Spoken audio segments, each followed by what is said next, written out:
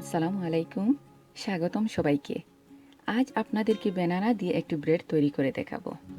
আশা করি আপনাদের ভালো লাগবে, আর আমাকে কমেন্ট করে জানাবেন আপনাদের কেমন লেগেছে। তার সাথে লাইকটাও দিয়ে দিবেন। এখন আমি তৈরি করে দেখাবো ব্যানানা ব্রেড। প্রথমে আমি একটা বোলে 140 গ্রাম বাটার দিয়ে দিলাম। এখন 100 গ্রাম চিনি দিয়ে আর একটি চামচ দিয়ে একটু সময় মিশিয়ে নিব।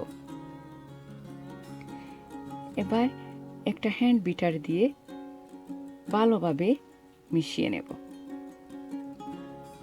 যেন ফ্লফি চলে আসে।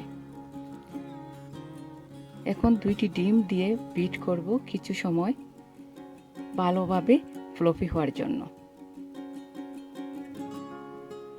এবার 140 গ্রাম ময়দা একটু একটু করে দিয়ে দেব আর বিট করে নেব। আমি সবগুলো উপকরণ একটা একটা করে দিব আর বিট করে নেব। এখন 1 চা চামচ বেকিং পাউডার দিয়ে দিলাম। এবার বিট করে নেব। 2টি মাশ ব্যানানা দিয়ে দিলাম।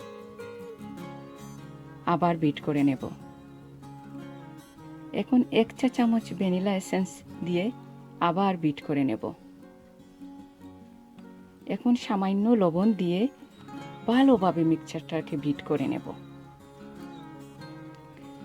এবার একটু বাটার লাগিয়ে নেব গ্রিসপ্রুফ পেপারে আর দিয়ে দেব মিক্সচারটা।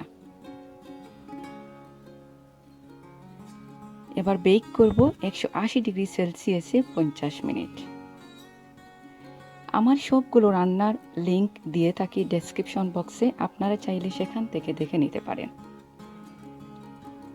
এখন দিয়ে দেব ওভেনে আর চেক করব 15 মিনিট পর পর।